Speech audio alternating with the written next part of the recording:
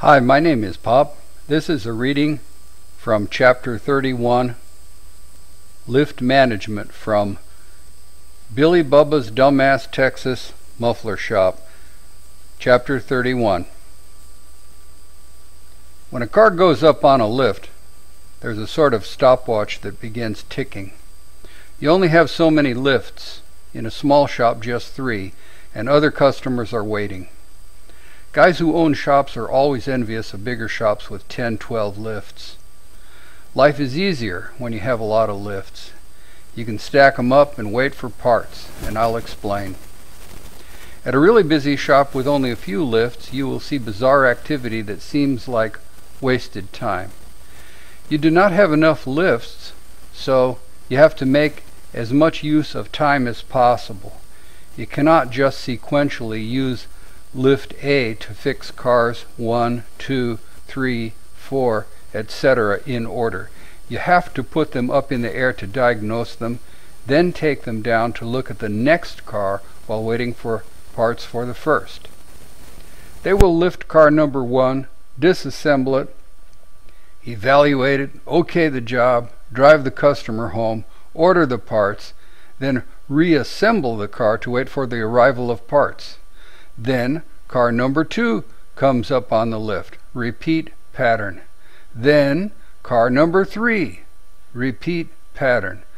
The parts arrive for car number 1, so now car number 1 goes back up on the lift and is disassembled again for the repair job. Oops, they sent the wrong parts. Reorder. Put car number 1 back together and drive it off the lift. Put car number 4 on the lift. Repeat pattern. The parts come in for car number 3. Put car number 3 on the lift and begin the job. The owner for car number 2 phones. Is my car done yet? Not yet, sir. Can we call you? 3 is done and the parts arrive for 1. Take down 3 and begin 1. This time the parts are correct and you do the job. By this time you're antsy about 2, so you phone the vendor to expedite the delivery, and good thing you did. They apologize and tell you they thought your order was just an inquiry. You tell them, definitely, this is an order, and please, could you hurry? The parts for 4 arrive and they are right, so you quickly get 4 done. The guy for 2 phones and he is angry it is taking so long, and he cancels the job. He says he's on his way over to pick up his car. The guy for car 1 phones and says, hey, since it's there anyway, could you guys please also do an oil change? The parts for 2 and its mad customer arrive simultaneously, and he sees his parts just got there and he relents, tells you to go ahead and do the job. He'll wait. You pray the parts are right. You put 2 back up on the rack and discover 1 of the 7 parts you ordered is missing from the delivery ticket, and 2 of them are incorrect. This is a $1,200 job and the customer is waiting and he is already mad. You send one of your guys down to the parts house to match up the part. Hopefully he can get back mid-job without being obvious about it if the traffic is not too bad, but it's Saturday and the traffic is terrible. Your guy asks you for gas money. The phone rings and this customer from 11 weeks ago says his brake job is terrible and he is getting a lawyer. You ask him to bring his car in. Now remember, you have 3 lifts and the same kind of up and down stuff is going on with all of them. And you are putting these cars up and down on any open lift, not just the one it originally went up on. It gets hectic and it gets confusing, and suddenly there is your old friend Hoke, Morgan Freeman, the driver for Miss Daisy. He looks at you and with compassion says, don't you fret none, Miss Daisy. Your mind just took a turn. There is no question of being able to leave for lunch or any such kind of frivolity. Do you need to take a leak? Too bad. If you were to leave for lunch, it is possible that, say, car number 8 might sit on the lot all day long and no one will fix it. Then, at closing time, the customer for car number 8 shows up and asks, hey, is my car done?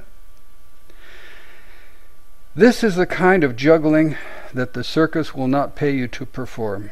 I tried to learn to juggle tennis balls a couple times in my life, also tried to learn to ride a unicycle, but this is life's real kind of juggling.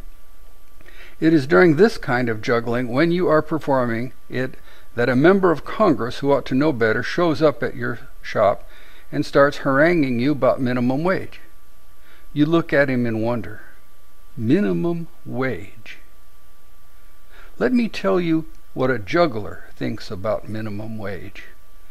You find you have one employee, maybe a guy with an IQ of 85, cannot read or write, not even a GED, but he sees you are frantically juggling 18 ongoing things, constantly being interrupted, so gradually he phases in and begins to help.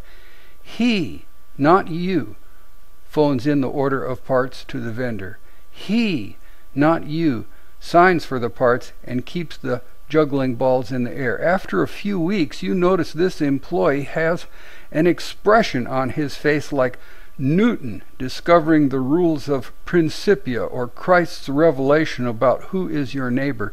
This particular employee is making planet Earth spin and capitalism hum and the Constitution work.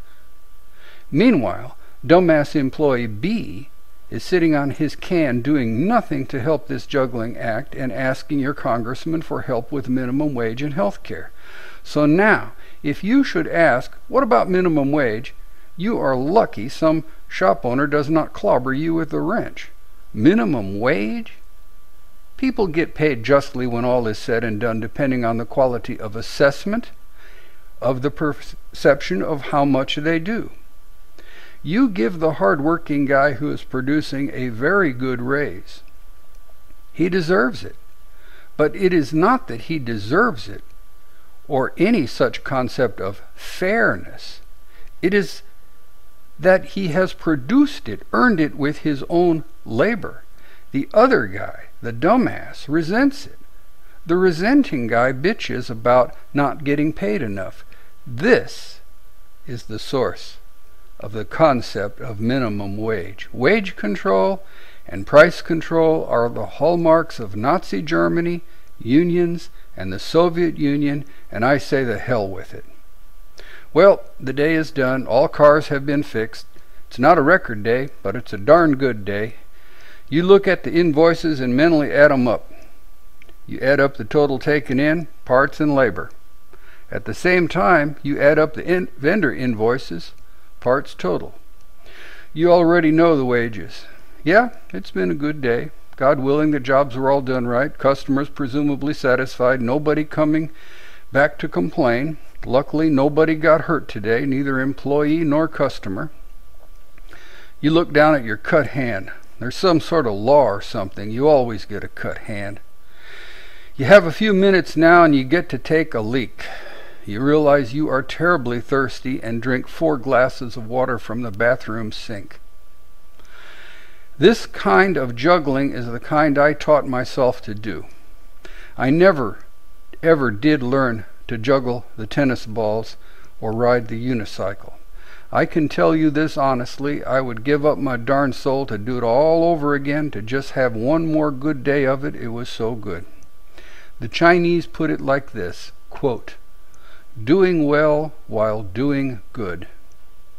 As you shut down the shop that night, close the garage doors, turn off the compressor, print the daily reports, you feel like you do not even want to go home. And this is when a whole lot of guys get in trouble, begin drinking, chase women, whatever. One last phone call. Are we still open? I get the guy's info and recycle him to tomorrow. Oh, sure, I can wait.